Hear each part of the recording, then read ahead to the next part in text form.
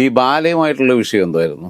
അത് പറഞ്ഞാല് ബാലയ്ക്ക് ഒരു പോസ്റ്റ് ഇട്ടതിന്റെ പേരിൽ ബാല ഭയങ്കരമായിട്ട് ഒരു ഷോ കാണിച്ചതന്നെ ഉള്ളൂ. അല്ല, ഞാൻ കുറച്ചുനാളായിട്ട് ചെയ്യുന്ന ഒരു പരിപാടി എന്താ വെച്ചാല് ഈ ഒരു ചാരിറ്റബിൾ ട്രസ്റ്റ് തുടങ്ങിയിട്ടുണ്ട്. ഇന്ത്യയിൽ ആദ്യമായിട്ടാണ് ട്രാൻസ്പെറന്റ് ആയിട്ട് ഫണ്ട് റേസിങ് ഫണ്ട് മാനേജ്മെന്റ് ചെയ്യുന്ന ഒരു ഇൻസ്റ്റിറ്റ്യൂഷൻ ഉള്ളത്. ആൾക്കാർ എപ്പോ ഇത് മനസ്സിലാക്കി ഇതിൽ ഇടപെടുന്നോ അപ്പൊ തൊട്ട് ബാക്കിയുള്ളവർക്ക് ബുദ്ധിമുട്ട് തുടങ്ങും. എന്റെ പരിപാടി ഇത്രയും പരിപാടി പൊളിക്കാനുള്ള ട്രാൻസ്പെറൻസി എന്ന് പറയത്തില്ലേ, നിങ്ങൾ വേണമെങ്കിൽ നോട്ട് ചെയ്ത് വെച്ചോ. ഇത് എവിടെയെങ്കിലും ആരെങ്കിലും വേറെ പറയുന്നുണ്ടോ എന്ന് ശ്രദ്ധിച്ച് ആരും പറയുന്നില്ല. 5 വർഷം കൊണ്ട് ഞാനത് നാട്ടുകാരിലെ എല്ലാവരും എത്തിക്കും. 2034 ഞാൻ ഇവിടെ ഇലക്ഷന് മുഖ്യമന്ത്രി ആകാനാണ്. ഈ ബാലയുമായിട്ടുള്ള വിഷയം എന്തായിരുന്നു? അത് പറഞ്ഞാല് ബാലയ്ക്ക് ഒരു പോസ്റ്റ് ഇട്ടതിന്റെ പേരിൽ ബാല ഭയങ്കരമായിട്ട് ഒരു ഷോ കാണിച്ചതന്നെ ഉള്ളൂ. അവൻ ഇവിടെ എന്നോട് മാത്രമല്ല പലയിടത്തും ഇതേപോലത്തെ കാര്യങ്ങൾ ചെയ്തു. പിന്നെ ഇവിടെ വന്ന് ചെയ്തപ്പോഴാണ് കൂടുതൽ ഹൈലൈറ്റ് ആയത് ആള് ഇത്തിരി പണിയുണ്ടെന്നുള്ളത്. കാരണം പുറത്തിറങ്ങി അടിയിടിയൊക്കെ ഇവൻ ഉണ്ടാക്കുന്നുണ്ട്. അല്ലാതെ തന്നെ ഒത്തിരി കംപ്ലൈൻസ് ഉണ്ട്. അത്യാവശ്യം ഗുണ്ടായിസും കാര്യങ്ങളും അങ്ങനെയല്ല, ഈ കച്ചറയാ. ഗുണ്ടായിസം ഒക്കെ ഉണ്ട്. നമുക്ക് ആ ഗുണ്ടായിസത്തിനൊരു സ്റ്റാൻഡേർഡ് ഉണ്ടല്ലോ. ഇതാവുന്നില്ല, വെറും ചേപ്പ എന്നൊക്കെ പറയത്തില്ലേ, ഒരുമാതിരി തല്ലുള്ളി സ്വഭാവമുള്ള ആൾക്കാർ. പിന്നെ പൈസയൊക്കെ ഉള്ളവനായതുകൊണ്ടും പിന്നെ ആ നാട്ടുകാരൊക്കെ പിടിച്ചിട്ടുണ്ട് ഇവനെ. ഓട്ടോക്കാരൊക്കെ പിടിച്ച് നിർത്തിയിട്ടുള്ളതാ. അല്ല, അതൊന്നും അറിഞ്ഞിട്ടില്ലെന്നേ ഉള്ളൂ. മാത്രമല്ല അതൊരു ഈ പറഞ്ഞവനും ഇവിടെ വന്ന് കയറുന്ന സമയത്ത് ഇവിടെ ആരെങ്കിലും ഒക്കെ വേറെ ആൾക്കാരുണ്ടാകുന്ന ചിലപ്പോൾ അവന് അവിടെ ഒരു തല്ലും പിടിയൊക്കെ ഉണ്ടാവാം. അങ്ങനെയൊക്കെയുള്ള സിറ്റുവേഷനിൽ ചെന്ന് കയറുന്ന ഒരു മണ്ടൻ. പക്ഷെ അവൻ ചെയ്തൊരു വൃത്തികേടെന്ന് പറഞ്ഞു കഴിഞ്ഞാൽ 2 കാര്യങ്ങളെ ഞാൻ ശ്രദ്ധിച്ചു. ഒന്ന്, ഈ സന്തോഷ് വർക്കിയെ കൊണ്ടുവന്നിട്ട് നിർത്തിയിട്ട് ഇവന് മാനസിക രോഗം എന്നൊക്കെ അവനെ കൊണ്ട് പറയിപ്പിക്കുക എന്ന് പറഞ്ഞാൽ മരുന്നെടുത്ത് കാണിക്കുകയൊക്കെ അവൻ ഹ്യൂമാനിറ്റി ഇല്ല. അത് എങ്ങനെ അവൻ രക്ഷപ്പെട്ടെന്ന് വെച്ചാല് ഈ സന്തോഷിന്റെ വീട്ടിലാരും അതിനെതിരെ കേസ് കൊടുക്കാനില്ലാഞ്ഞുകൊണ്ട് രക്ഷപ്പെട്ടതാ. എല്ലാ ഹ്യൂമൻ റൈറ്റ്സിൽ കംപ്ലൈന്റ് കൊടുത്തു കഴിഞ്ഞാൽ ബാലയ്ക്ക് നല്ല പണി കിട്ടിയേനെ. പക്ഷെ അവന്റെ അമ്മ അത് കൊടുക്കാൻ തയ്യാറല്ലെന്നുള്ളതാണ്. വേറെ വല്ലയിടത്തുമാണെങ്കിൽ അത് ബാലയ്ക്ക് ബുദ്ധിമുട്ടാണ്. കാരണം മകനൊരു മാനസികമായിട്ട് എന്തെങ്കിലും ബുദ്ധിമുട്ടുണ്ടെങ്കിൽ അവനതിനും ഒക്കെ മരുന്ന് കഴിക്കുന്നുണ്ട്. അത് വിളിച്ചു പറയാനുള്ള അതൊക്കെ ഭയങ്കര കുറ്റകൃത്യം തന്നെയാണ്. അത് മാത്രമല്ല, ഒരുതരം അല്ലാത്ത ഒരു ഡെമോക്രാറ്റിക് അല്ലാതെ ജനാധിപത്യപരമായിട്ടല്ലാതെ ഒരു ഫാമിലി ലൈഫിനകത്ത് ഒരു പിന്നെ ധാർഷ്ട്യത്തോട് കൂടിയിട്ട് ആദ്യം കൂടെ ഉണ്ടായിരുന്ന എലിസബത്ത് എന്ന് പറയുന്ന പെങ്കൊച്ചിനെ എലിസബത്ത് ഇങ്ങ വാ എന്നൊക്കെ അങ്ങനെ പറഞ്ഞിട്ട് വീഡിയോയ്ക്ക് അങ്ങനെ വിളിക്കുന്നത് പട്ടി വിളിക്കുന്ന പോലെ ഒന്നും ആ അവരുടെ ഫേഷ്യൽ എക്സ്പ്രഷൻ മനസ്സിലാവും അവർക്ക് ഇഷ്ടമില്ല. ആ വീഡിയോ ഇട്ടപ്പോഴാണ് ഇളകിയത്, എന്റെ നേരെ തിരിഞ്ഞു തുടങ്ങിയത്. ആറാട്ടനെ പിടിച്ച് മാപ്പ് പറഞ്ഞായിരുന്നു. അത് ഞാൻ വീഡിയോ ഇട്ടാന്ന് അപ്പൊ തന്നെ അന്ന് തുടങ്ങിയതാ. പിന്നെ അവൻ ആ ആറാട്ടനെ പിടിച്ച് എന്താ മാപ്പ് പറയുന്നത് കണ്ടപ്പോഴും ഞാൻ വീഡിയോ ഇട്ടു. ഇയാൾ ഇങ്ങനെയൊക്കെ ചെയ്യേണ്ട കാര്യം ഇവൻ ആരാന്നൊക്കെ ചോദിച്ചു.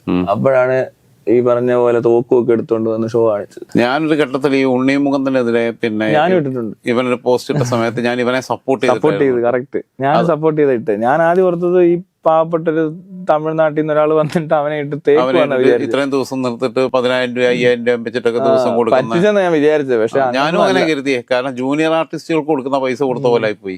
അപ്പൊ അവനെ അവമാനിച്ചതിന് തുല്യമാണല്ലോ എന്ന് കണ്ട് ഞാൻ ഇവന് അൺകണ്ടീഷണൽ ആയിട്ട് സപ്പോർട്ട് ചെയ്തിട്ട് വീഡിയോ ഇട്ടു. പക്ഷെ ഇപ്പൊ ഞാൻ റിഗ്രറ്റ് ചെയ്തിട്ടുണ്ട് പിന്നീട് അവന്റെ പോക്കില്. ഞാൻ ഓർത്ത് ഇവൻ പറഞ്ഞ കള്ളത്തിലാന്ന്. ഫേക്ക് ഇമേജ് സൃഷ്ടിക്കാനുള്ള ശ്രമമുണ്ട്. പക്ഷെ ചാരിറ്റി എന്ന് പറഞ്ഞുകൊണ്ട് വീട്ടിൽ കുറെ ആൾക്കാരെ വിളിച്ചിട്ട് അതിന്റെ എടുത്ത് കൊടുത്ത് അതെല്ലാം വീഡിയോ എടുത്തിടുക, അങ്ങനത്തെ കുറെ പണികൾ കാണിക്കും നന്മ കാണിക്കാൻ വേണ്ടിയിട്ട്. എനിക്കറിയാവുന്ന ചില ഓൺലൈൻ മീഡിയക്കാർക്കൊക്കെ ഇടയ്ക്കിടയ്ക്ക് ഗിഫ്റ്റ് മേടിച്ചു കൊടുക്കുക. പുതിയ ഷർട്ട് ഒക്കെ സ്നേഹത്തോട് കൂടിയിട്ട് വിളിച്ചോണ്ട് പോയിട്ട് കൊടുക്കുന്നത്. അവിടെ ചെല്ലുന്നവർക്കെല്ലാം ഫുഡും കൊടുക്കും. അടിക്കാനുള്ളവർക്കാണ് കള്ളും കിട്ടും. അതുപോലെ ബോധം പോകണം കേട്ടോ. അടിച്ചിട്ട് നിങ്ങൾ എഴുന്നേറ്റിരിക്കരുത്.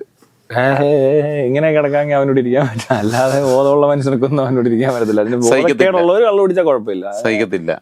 ഇവന്റെയൊക്കെ കൂടെ ആരെ കള്ളു കുടിക്കുന്നു? അതെ അതെ, ഒരു പഴയ തമ്പ്രാൻ സ്വഭാവമാണ്. അങ്ങനെ പറ്റത്തുള്ളൂ. അവൻ അവിടെ അങ്ങനെ തമിഴ്നാട്ടിലൊക്കെ ഇവര് ഭയങ്കര വലിയ ആൾക്കാരല്ലേ. അപ്പൊ അതൊക്കെ കണ്ടു വളർന്നിട്ടുണ്ടെന്നല്ലാതെ ഇത് എങ്ങനെ ഉണ്ടായെന്നോ ഇത് എന്താ സംഭവം എന്നോ അറിയത്തില്ലെന്നേ ഉള്ളൂ. ഇതിനകത്ത് അതിനുള്ള ബുദ്ധിയും ബോധവും വിവരവും ഇല്ല, വിദ്യാഭ്യാസവും ഇല്ല. അല്ല, ഞാൻ കുറച്ചുനാളായിട്ട് ചെയ്യുന്ന ഒരു പരിപാടി എന്താ വെച്ചാല് ഈ ഒരു ചാരിറ്റബിൾ ട്രസ്റ്റ് തുടങ്ങിയിട്ടുണ്ട്. അതിന്റെ പ്രത്യേകത എന്ന് വെച്ചാൽ ഇന്ത്യയിൽ ആദ്യമായിട്ടാണ് ട്രാൻസ്പെറന്റ് ആയിട്ട് ഫണ്ട് റേസിങ് ഫണ്ട് മാനേജ്മെന്റ് ചെയ്യുന്ന ഒരു ഇൻസ്റ്റിറ്റ്യൂഷൻ ഉള്ളത്. പിന്നെ പബ്ലിക്കിന് ഓഡിറ്റ് ചെയ്യാൻ പറ്റുന്ന ഒറ്റ കമ്പനി ഇന്ത്യയിലില്ല. അതപ്പോൾ ഒരെണ്ണം ഉണ്ടാക്കിയിട്ടുണ്ട്. അത് വെബ്സൈറ്റ് ത്രൂ ഞാൻ ഒരു പ്രാവശ്യം ചെയ്ത് കാണിച്ചു. പക്ഷെ അതിനിടയ്ക്ക് എൻ്റെ ആ ട്രസ്റ്റ് ഇടയ്ക്ക് നിർത്തേണ്ടി വന്നു.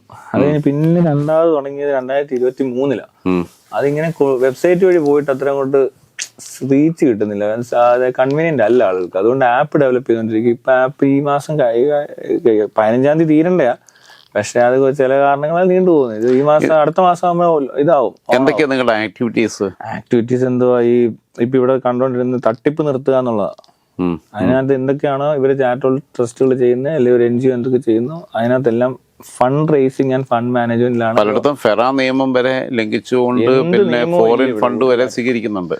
ഇവിടെ ഇപ്പൊ സാധാരണക്കാരിൽ നിന്നും ഈ പൈസ പിരിക്കുന്ന എല്ലാ ഇൻസ്റ്റിറ്റ്യൂഷൻസും തട്ടിപ്പാ നടത്തിക്കൊണ്ടിരിക്കുന്നത്. അവരാരും കണക്ക് കാണിക്കത്തില്ല. എന്നോട്ട് കണക്ക് ഒരു കാണിക്കും. ചികിത്സാ ഫണ്ട് പിരിക്കുകയാണെന്നുണ്ടെങ്കിൽ ഇത്ര പെർസെന്റേജ് അവർക്ക് കൊടുക്കണം. അവരെടുക്കും.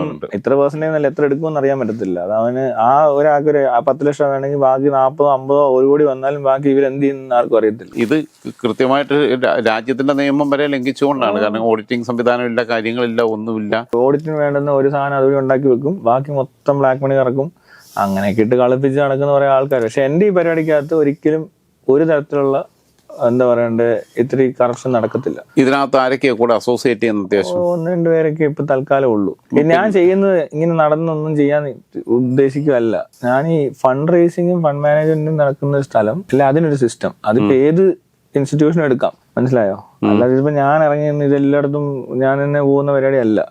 ഈ തരത്തിൽ fund raising and fund management ചെയ്യുന്ന ആൾക്കാർക്ക് പൈസ കിട്ടി തുടങ്ങുമ്പോൾ വേറെ ഇൻസ്റ്റിറ്റ്യൂഷൻസിനെ നമുക്ക് വേണേൽ സ്പോൺസർ ചെയ്യുകയോ എന്താ സ്പോൺസറിങ് അല്ല, അവരുടെ ആ സിസ്റ്റം മാനേജ് ചെയ്യാൻ നമുക്ക് പറ്റും, മനസ്സിലായി? അപ്പൊ അവർക്ക് ഈ പറഞ്ഞിടത്തോട്ട് ഇപ്പൊ നമുക്ക് ഓൾട്ടേജ് ഹോം എടുക്കാം. അതായത് വളരെ സ്ക്രീൻ ചെയ്ത് പിന്നെ യഥാർത്ഥ ബെനിഫിഷ്യറിയെ കണ്ടെത്തി അവരിലേക്ക് എത്തുന്നു ആരാണേലും അത് അവര് ബുദ്ധിമുട്ട് അനുഭവിക്കുന്ന ആരാണെങ്കിലും നമ്മളിപ്പോ ഒരു 100 രൂപ കൊടുത്താൽ അത് അവിടെ കിട്ടണം. അതിനകത്ത് ഒട്ടും കട്ട് ചെയ്യാതെ കിട്ടണമെന്നുള്ളതാണ്. പക്ഷെ നമുക്ക് സർവീസ് ചാർജ് ഉണ്ടാവും. കാരണം നമുക്ക് ഇത്രയും കുറച്ച് ഓപ്പറേഷൻസ് ഉണ്ടല്ലോ മാനേജ് ചെയ്യേണ്ടത്. അതിന് വേണ്ടിയിട്ടുള്ള സർവീസ് ചാർജുകൾ മാക്സിമം ഒരു 20% വരെ കട്ട് ചെയ്യാൻ പറ്റത്തുള്ളൂ. അത് വേണ്ടി വരത്തില്ല. നമുക്ക് ആവശ്യം വരുന്നത് എടുക്കുന്നത്, അതിനപ്പുറം പോകരുത്. 40% വരെയൊക്കെ വളരെ ട്രാൻസ്പെറന്റ് ആയിട്ട് നടത്താൻ പറ്റുന്ന ട്രാൻസ്പെറന്റ് ആയി കഴിഞ്ഞാൽ തന്നെ നമുക്ക് അധികം വെട്ടിക്കാൻ പറ്റത്തില്ല ആർക്കും. കാരണം ഈ ആര് ഡൊണേറ്റ് ചെയ്തവർക്കെല്ലാം എന്താണല്ലോ അവർ ചെക്ക് ചെയ്യും. പിന്നെ ലോകത്തിരുന്ന് എവിടെ വരുന്ന വേണേലും ആർക്ക് വേണേലും ഏത് ടൈം വേണേലും എനി ടൈം എനിവേർ എനിവൺ എന്ന് പറയുന്ന സാധനമാണ്.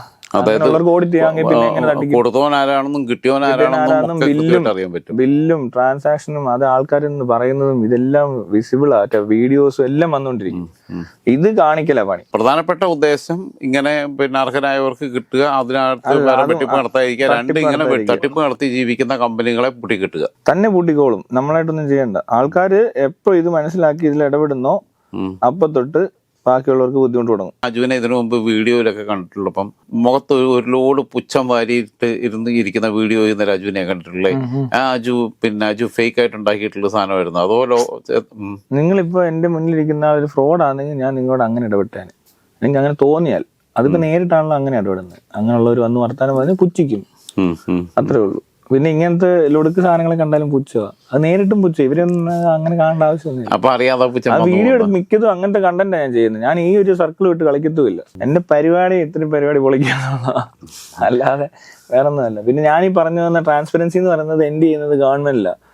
ഗവൺമെന്റ് സിസ്റ്റം മൊത്തം ട്രാൻസ്പെറന്റ് ആയ പിന്നെ ആ നാടിനകത്ത് കറപ്ഷൻ ഇല്ലെങ്കിൽ ഏറ്റവും വലിയ പ്രശ്നം ഇന്ത്യയുടെ കറപ്ഷനാ. അല്ലാതെ ഇവിടെ വേറെ തൊഴിലാളികളെല്ലാം നല്ലപോലെ തൊഴിലെടുക്കുന്നുണ്ട്, ഇഷ്ടംപോലെ തൊഴിലാളികളുണ്ട്. പക്ഷെ തൊഴിലാളികൾ എന്നും തൊഴിലാളികൾ മാത്രമായിട്ടാണ് നിൽക്കുന്നത്. മുതലാളിമാരുണ്ട്. പക്ഷെ തൊഴിലാളികളായിട്ട് നിൽക്കണം എന്നാണ് ബാക്കിയുള്ളവർ ആഗ്രഹിക്കുന്നത്. പൊളിറ്റിക്കൽ പാർട്ടീസ് നമ്മളെല്ലാം തൊഴിലാളികളാണ്. നമ്മൾ തൊഴിൽ ചെയ്യും. തൊഴിലാളി എവിടെയാണ് തൊഴിൽ ചെയ്തോളും. പക്ഷെ ഈ മുതലാളിയെ തീറ്റിപ്പറ്റാൻ പാടാന്ന്. ഇപ്പോ 5000 കോടിയുടെ കല്യാണം നടത്തണമെന്നുണ്ടെങ്കിൽ അതിൽ മുതലാളിക്കല്ലേ പറ്റത്തുള്ളൂ. എന്തിനാ അങ്ങനെ കല്യാണം? ആ കല്യാണം നടക്കാതിരിക്കണം, എനിക്ക് അത്രേ ഉള്ളൂ.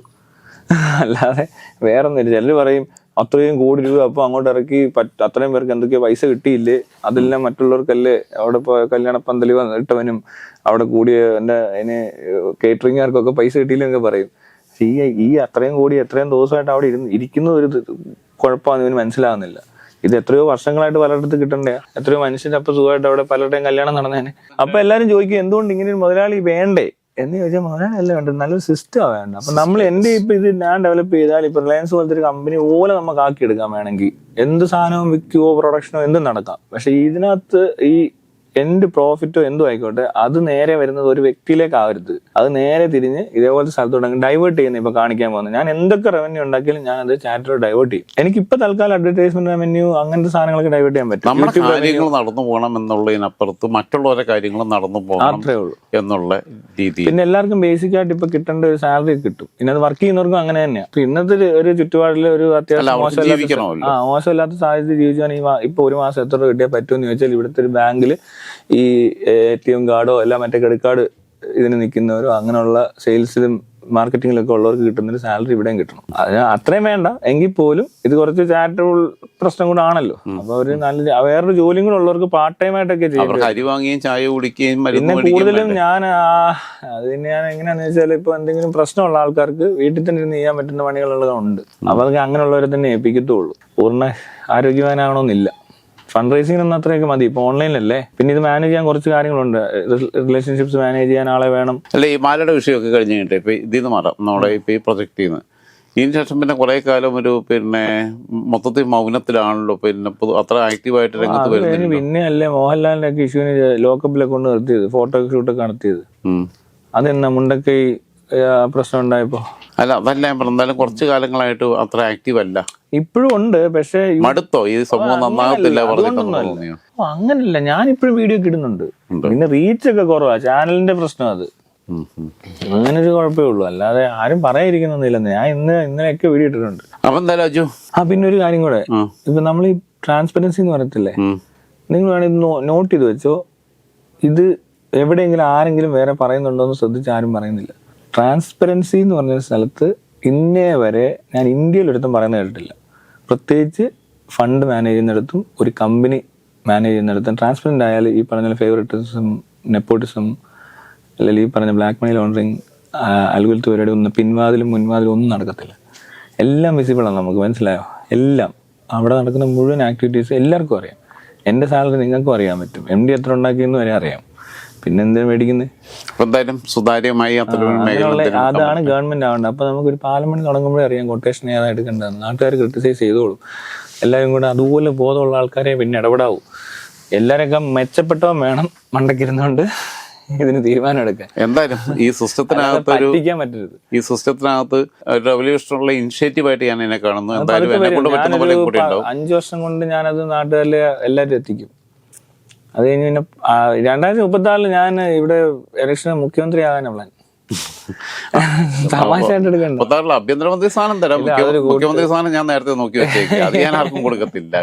എനിക്ക് മുഖ്യമന്ത്രി ആയ പറ്റും തോന്നരുത്. അതിന് വേണമെങ്കിൽ കേരളം 2 ആയിട്ട് വിഭജിക്കേണ്ടി വരും. അപ്പൊ എന്തായാലും നടക്കട്ടെ. നമുക്ക് 2036 നമുക്ക്